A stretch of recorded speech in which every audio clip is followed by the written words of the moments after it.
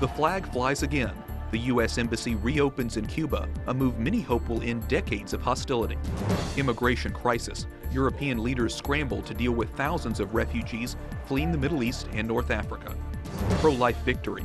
A court rules in favor of releasing undercover Planned Parenthood videos. Life of a saint. We take a look at an exhibit in Rome that gives visitors insight into the life of Maximilian Kolbe. Those stories and more on EWTN News Nightly for Friday, August 14th, 2015.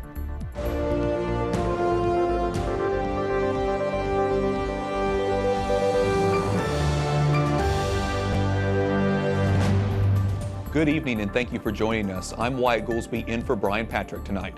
The Stars and Stripes are once again flying above the U.S. Embassy in Cuba. Today's flag-raising ceremony marks a milestone in the once chilly relations between the two neighbors, but tension still remains.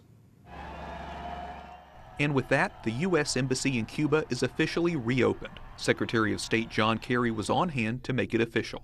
This is truly a memorable occasion.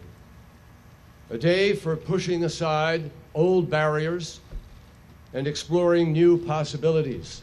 He's the first Secretary of State to visit Cuba since 1945. The visit marks the end of a long period of distrust between neighbors separated by just 90 miles. However, Kerry says don't expect changes overnight.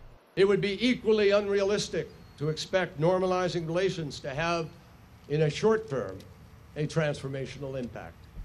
After all, Cuba's future is for Cubans to shape.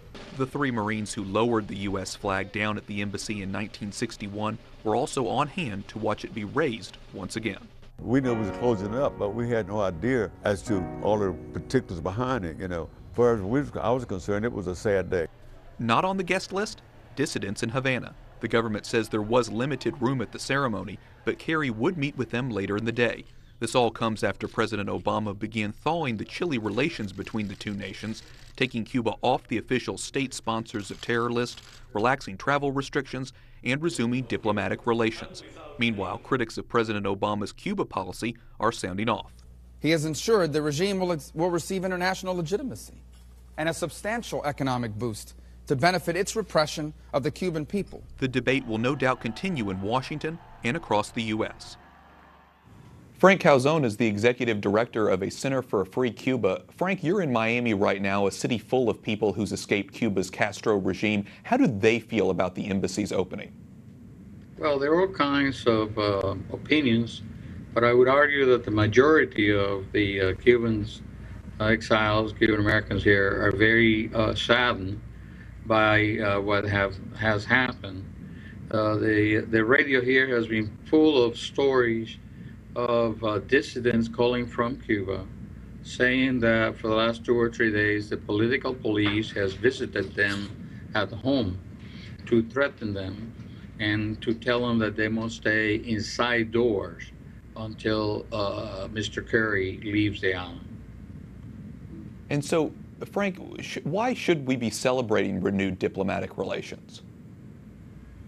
Well, I've never seen such a celebration before. This is all the result, I think, of a misguided approach by the president. Raul Castro has a lot to celebrate. He believes that the United States now has turned its back on the democratic opposition.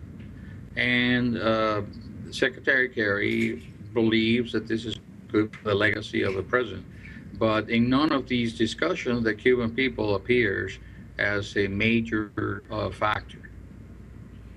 Speaking of John Kerry, you mentioned him. He thanked Pope Francis and the Vatican's role today in what he calls the new chapter of relations. Obviously, President Obama has made reference to Pope Francis before. When you hear the administration talk about that, what is your response? Well, I heard from the Vatican a few days ago, and the Pope is quoted as saying that he simply tried to help. He doesn't appear to want to take a lot of credit for this. The administration is wrong when it says that this is a new policy. What President Obama has initiated is a return to the old policy of the 1950s, when the American government embraced dictators all over the world, especially in Latin America. There's nothing wrong with the U.S. government talking to the Cuban government, but talking and making concessions without getting anything in return is a different thing. Well, we know a lot of people share your concern, Frank, about giving in to certain concessions. Frank Calzon for the Center for a Free Cuba, thanks so much for your time today. Thank you. Please pray for the Cuban people. Will do. Thanks so much. Thank you. Now to some of the other stories our EWTN News Nightly team has been covering in today's world. China deploys a team of chemical specialists to the city of Tianjin 2 days after massive explosions tore through an industrial area. Volunteers are also on hand to supply food and medicine to people who lost their homes in the blast. One firefighter was rescued today, but the death toll is rising. At least 56 people are dead and more than 700 are in the hospital. The blast happened Wednesday night at a warehouse where hazardous chemicals are believed to have been stored. A giant passenger ferry is on the Greek island of Kos tonight to help house thousands of undocumented migrants. Hundreds continue to arrive there daily. Some of the refugees were packed into a stadium, left to suffer the effects of blazing heat and little water. Police are calling in reinforcements from Athens to deal with the massive numbers. A European official says the refugee crisis is not just a Greek problem.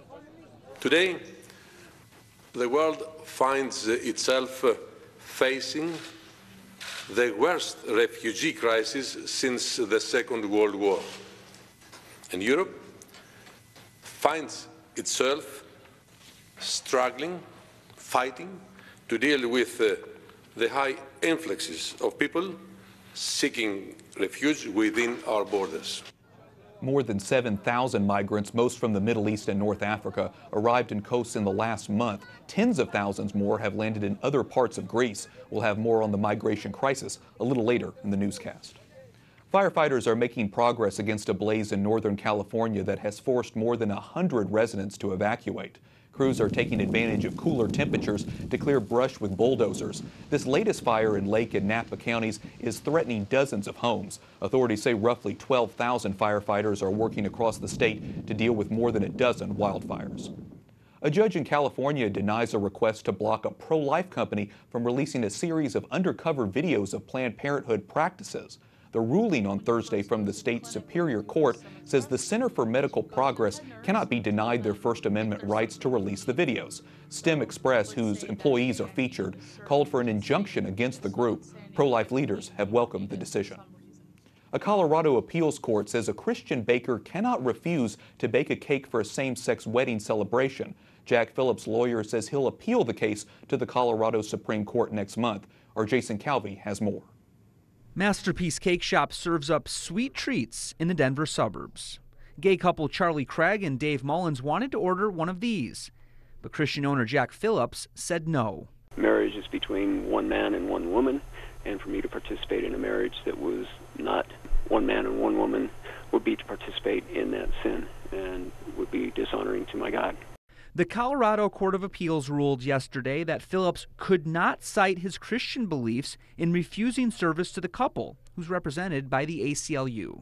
It was degrading and humiliating for Dave and Charlie to be turned away. If a bakery chooses to open its doors to the public, it can't pick and choose who it will serve based on sexual orientation or any other characteristic of the customer. But Phillips says his decision wasn't about that. Sexual orientation has nothing to do with it. When they come in and buy cupcakes, brownies, they're my customers, they're my friends, they're for me to serve, and that's what I do. I draw the line at participating in the same-sex wedding. Now, to avoid lawsuits and fines, Phillips no longer bakes wedding cakes, which used to be 40% of his business. Phillips' lawyer says the government is violating her clients' freedom of speech. People like Jack and other Americans increasingly face threats from their very own government if their expressive activities do not conform to the government's approved message. There are several similar cases, including ones involving a Washington florist and an Oregon baker. But the question is, will any of these make it here to the U.S. Supreme Court? Last year, the High Court decided not to take up the case of a New Mexico photographer who refused to take photos of a gay commitment ceremony. Wyatt? Jason Calvi reporting outside the Supreme Court for us tonight. Jason, thanks very much. And here in the studio, Roger Severino is the director of the DeVos Center for Religion and Civil Society at the Heritage Foundation. Roger, is baking a cake for a same-sex couple an endorsement of same-sex marriage? Actually, to be precise, the issue is not baking a cake, it's baking a wedding cake. And that's precisely the point. The baker here objected to be a participant in a wedding, and that's a very different thing. Weddings are full of symbolic content, from the rings to the dresses to the flowers. And this particular baker, because of his religious beliefs, did not want to participate in that. But there's a bigger point here. Are we in a free country where government is not allowed to force somebody to choose between earning a living or the religious freedom or the freedom of speech on the other hand? And that's an open question now because we're seeing more and more of these cases develop. In this particular case, the same-sex couple was able to get the cake they wanted from another bakery. So why did they sue, do you think? Well, I think it's because they think they have a right to this particular cake from this particular baker. You could see why they might be bothered by not getting a cake, but you got to think about the cost on the other side. These bakers are now being forced to close their doors. This baker lost 40% of his business. The Klein family in Oregon lost $135,000 via a fine and have been forced out of business and to shut their doors. People are actually being harmed very, very severely because they are acting out of their conscience. And when you talk about the conscience, where do you draw the line between religious freedom and people being able to voice their religious objections and discrimination against a person or a group of people? This issue is coming to the forefront because of the Supreme Court's decision to redefine marriage for the entire country. It did not fully take into account the consequences on religious liberty, and we're seeing this percolate throughout the country now. Now, Congress is starting to respond. They introduced the First Amendment Defense Act, which we think is a great way of balancing the issues at play. Government should not be allowed to punish, coerce, or penalize people and institutions of faith because they act on the belief that marriage is between one man and one woman. So they shouldn't lose their tax exemption, their licenses, their contracts, or government benefits simply because of their religious views. And I think that's a good start. Really quickly, do you think this case will reach the Supreme Court? It depends. It depends. It's still early in the game. It's going to percolate through the courts. But the issue of religious liberty absolutely will. It'll be either a year, 2 years, 5 years, we don't know. But it's on its way because both sides aren't moving. We've moved from a live and let live in society and unfortunately to a winner take all. And that's bad for the country. Okay, well, certainly we'll continue to follow this case, and we know you will be too. Roger Severino with the Heritage Foundation, thanks so much for being with us. My pleasure. A New Jersey brewer is celebrating Pope Francis' upcoming visit to Philadelphia with a limited edition beer inspired by the Holy Father. The Cape May Brewing Company in South Jersey says they are brewing 500 gallons of the beer in honor of Francis. They're calling it YOPO, or You Only Pope Once. The owner says the hoppy pale ale is a 5.5% alcohol content and will only be available in draft in parts of Philly and New Jersey at the end of next month. Coming up, a record number of migrants are fleeing violence and poverty at home. We take you on the journey of a Syrian refugee seeking a better life in England. And a glimpse into the life of St. Maximilian Kolbe as we celebrate his feast day.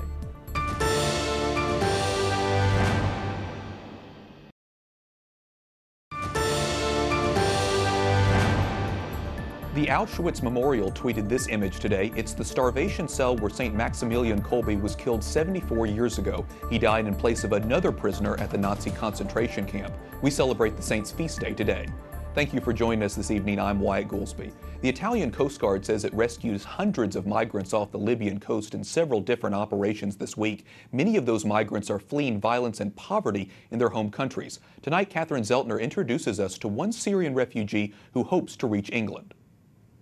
A Syrian father of two shows us where he sleeps in Calais' so-called jungle. These are his only belongings, so different to what he had. I owned my house in Raqqa, also one in Damascus. I had a happy life. Now Abu Muhammad, which is not his real name, says he lives in fear of both the Syrian government and ISIS. Raqqa remains the de facto capital for the Islamic State in Syria. Abu Muhammad fled Damascus on July 1st in the hope of finding sanctuary for his family, who remain in Syria. He crossed into Lebanon and a day later arrived in Turkey, where he stayed for 2 weeks before boarding a boat in Izmir, bound for Greece. After 4 days in Athens, Abu Muhammad crossed into Macedonia, where he took a train to Serbia before walking to Hungary. From there, the journey was by car through Austria and Germany. He then boarded a train to France, arriving in Calais 28 days after he left home.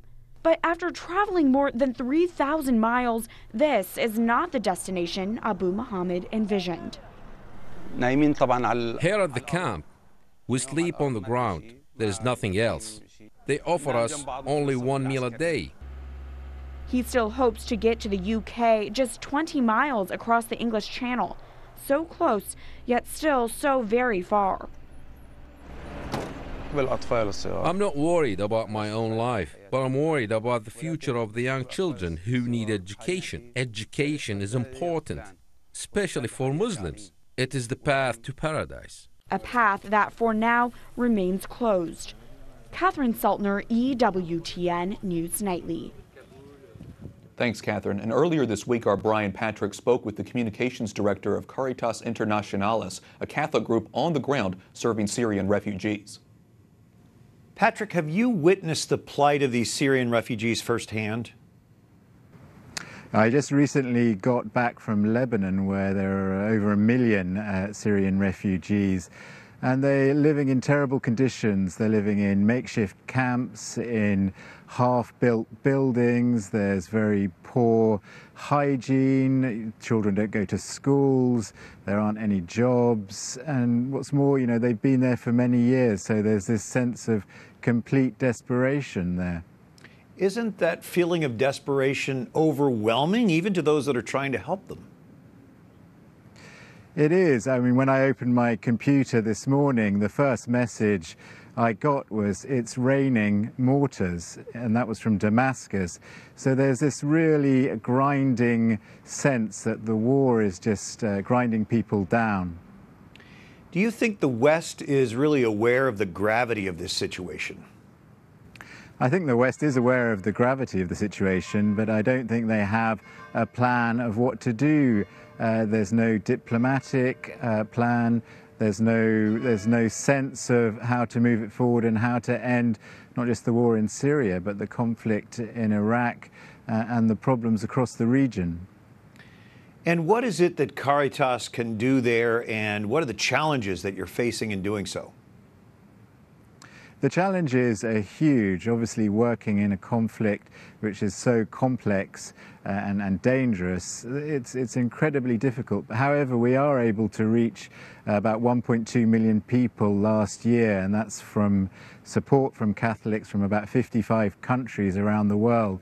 And we are able to get them food, we're able to get them medical care, we're able to put children into schools, provide them with a safe place to play, and also provide some kind of counselling and some kind of hope that there is a future when this war ends. So how might we add to the hope of the people there who are facing this strife, and how can we help bring awareness to their situation? Well, I think you can do two things. One thing is you can support the Caritas organization in your own country so they can continue providing ongoing care.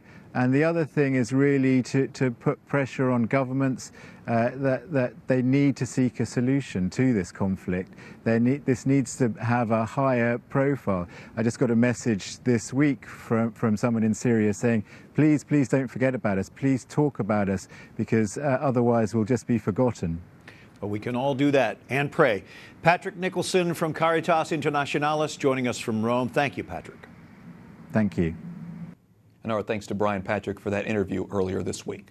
In honor of St. Maximilian Kolbe's feast day today, a close-up look into the saint's life. Here is a look at the room where Friar Kolbe stayed while he lived in Rome. During that time in 1917, Kolbe led 6 other Franciscans in to form the Militia Immaculata, a response to anti-Catholic demonstrations in Italy. The group encourages total dedication to the Blessed Virgin Mary. This Rome exhibit offers a glance into St. Maximilian Kolbe's life before he was sent to Auschwitz. He died there as a martyr. If you want to see Pope Francis when he comes to Philadelphia in September, be prepared for a long walk. New Jersey officials say tens of thousands are expected to pass through the Garden State to see the Holy Father. Major traffic delays and roadblocks are likely. Officials say if you're not prepared to walk, consider staying home. Up next, celebrating Our Lady's Assumption into heaven. And EWTN gets ready to mark a milestone. We'll tell you why we're eating ice cream here in our newsroom.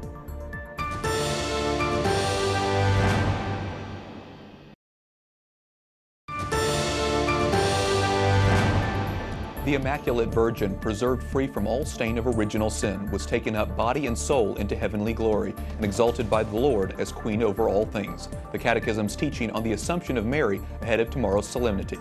Thank you for joining us this evening. I'm Wyatt Goolsby. Here to give us some more insight into the Solemnity of the Assumption is Michael O'Neill. He is the creator of MiracleHunter.com and a Marian expert. Michael, the Assumption is a tradition that dates all the way back to early Christianity, but it wasn't made an official dogma in the Catholic Church until 1950. That's 1950. Why did it take so long?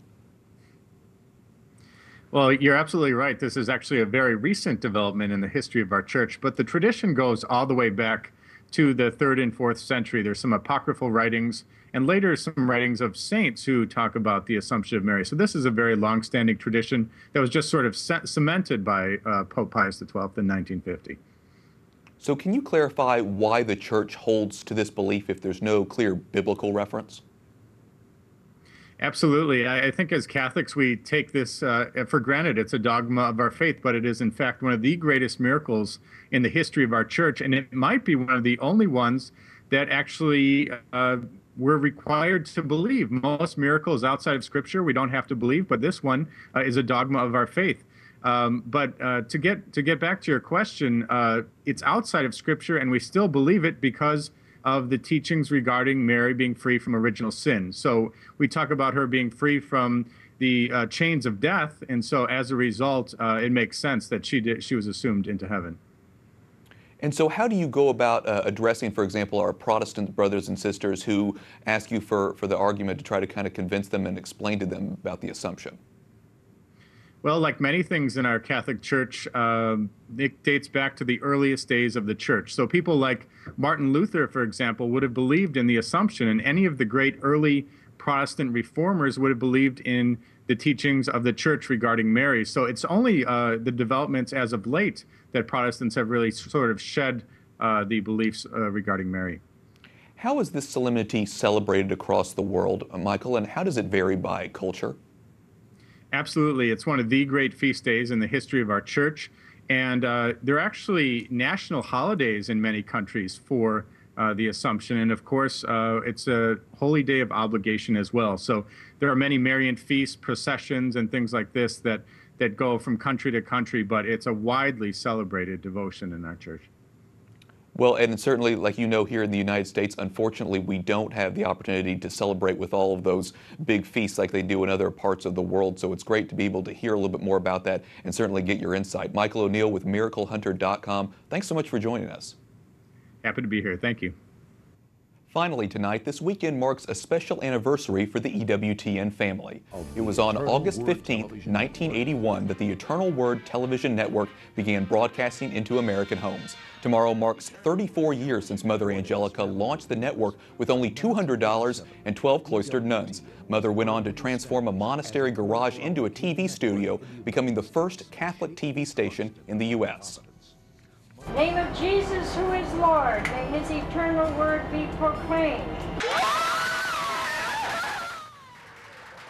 The Global Catholic Network now reaches more than 230 million homes around the world.